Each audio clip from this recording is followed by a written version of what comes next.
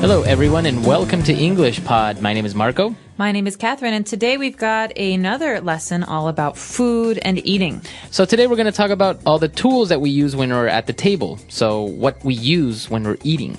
That's right. So let's take a listen to today's dialogue, and when we come back, we'll talk about some of these words and some of the great phrases you're learning today.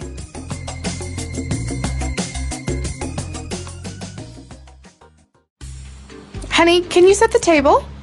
Sure. What are we having for dinner? Do I need to put anything out in particular?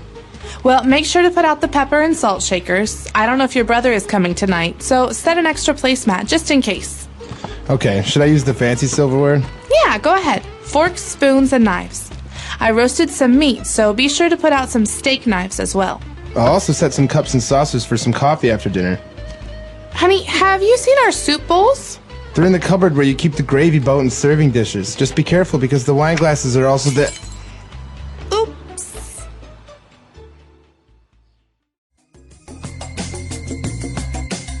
All right, we're back. So now let's take a look at a couple of words in language takeaway. Language takeaway. So our first word is a very important one. You might have heard it before. The word is silverware. Okay, silverware. Now, this means that it's usually made something that's made out of silver, right? It could be. Maybe traditionally it's made out of silver, but it doesn't have to be. You could have wooden silverware or other metals. It's basically the things that you use to eat food with. Okay, so we're going to take this as a category. Silverware are all the tools that we use to eat food with. And in this, so for example, a fork is a part of a silverware. It's a kind of silverware, fork.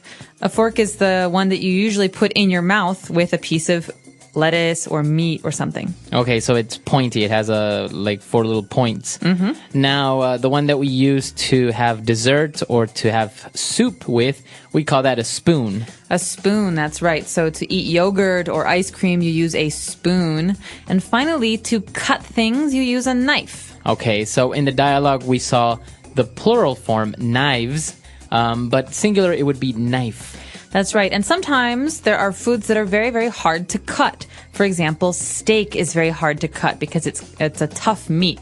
And so in that case, we use a steak knife to cut it. Okay, so we have a knife or a steak knife. Steak knife, more specifically, is used to cut meats. All right, so these are 3 kinds, or actually 4 kinds of silverware. Of course, there are other kinds, but those are the most important.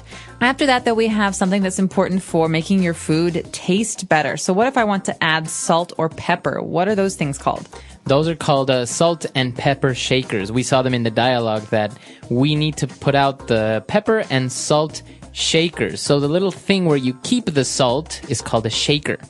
That's right, because the action, the verb, is to shake. That means moving your hand up and down so some salt will fall out onto your food. Exactly. So usually it's only salt and pepper that we keep in these things, in these little shakers. Mm-hmm. But apart from salt and pepper shakers, when all the silverware we're putting out, we're also putting out some saucers because we're going to have coffee later on.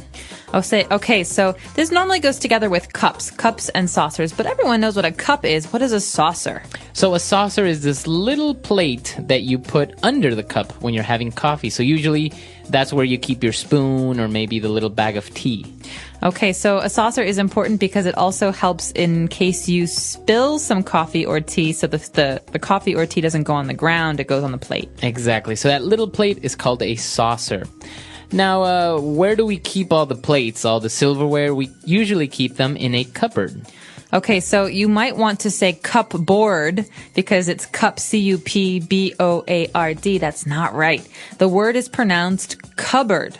Okay, so even though it may seem like you should pronounce cupboard, the correct pronunciation is cupboard. Cupboard. Cupboard. And a cupboard, like you said, is usually in the dining room or the kitchen because it keeps all of our plates and bowls and sometimes our silverware. That's right. Okay, so actually in the cupboard we also have some other things, dishes.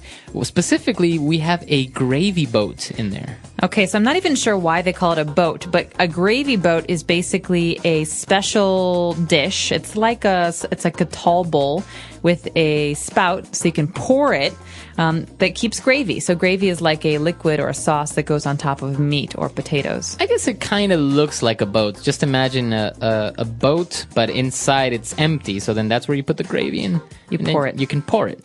All right, and so we can find that. We can also find serving dishes, which are basically big plates or bowls that we use when we're having dinner at the dinner table to keep, for example, a turkey or a roast. Mm-hmm.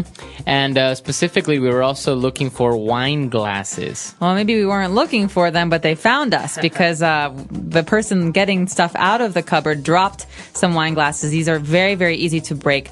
Wine glasses are basically just glasses that maybe are tall and you drink wine out of them. That's right. So there's a specific type of glass usually used to drink wine. So wine glasses. I guess a normal glass that you use to drink maybe juice or water is just called a glass. Right. You wouldn't say wine glass. Only when you're drinking wine.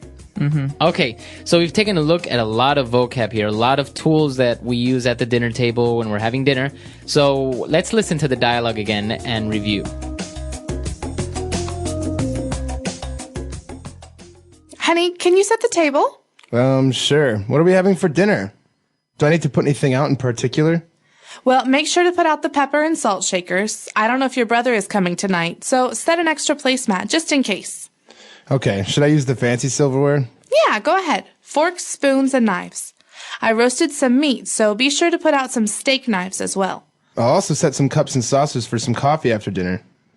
Honey, have you seen our soup bowls? They're in the cupboard where you keep the gravy boat and serving dishes. Just be careful because the wine glasses are also the... Oops.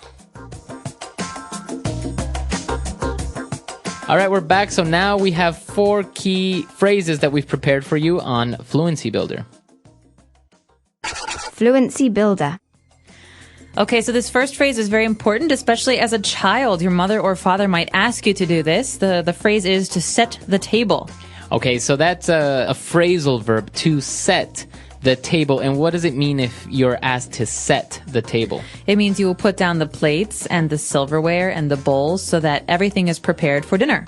Okay, so this is actually what we were doing, and a complementary phrasal verb to this. When you're setting the table, as you said, you are putting down or putting out the different spoons, knives, dishes, all that stuff.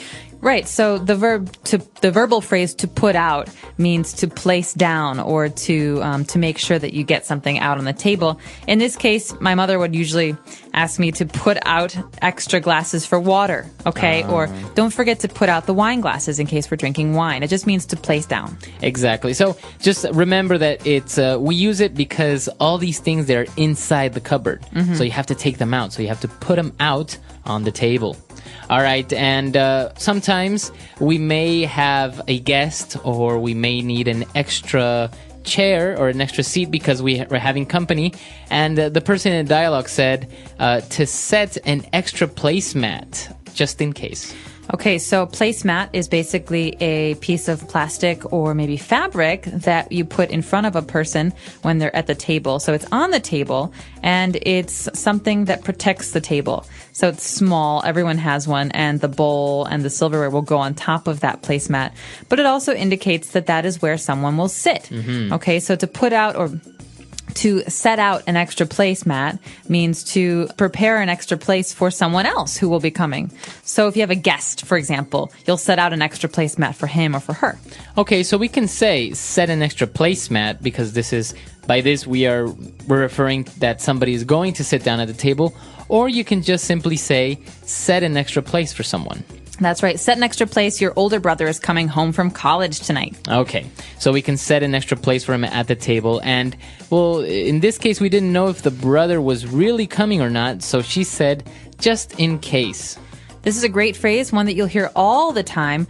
It means I'm not sure what the result will be or what the outcome will be, but in case something happens, or just in case we should do this. So, for example, Marco, I think it's going to rain today. You should bring an umbrella just in case. Okay, so this is a way of saying you're preventing something, you're prepared. Maybe if it does rain, you'll have an umbrella. Just in case, bring your umbrella. Okay, so a lot of great phrases there, a lot of vocab, so why don't we listen to the dialogue for the last time?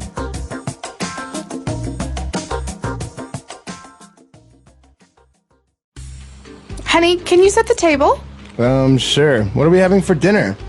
Do I need to put anything out in particular?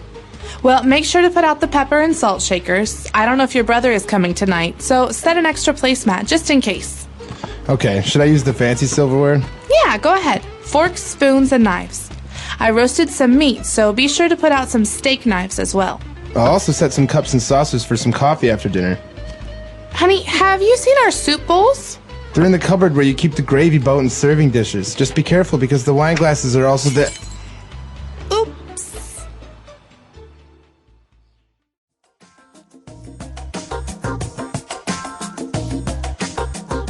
All right, we're back. So talking about dinner and silverware, there are also a couple of other names that we didn't mention. For example, many people refer to ceramic plates as china.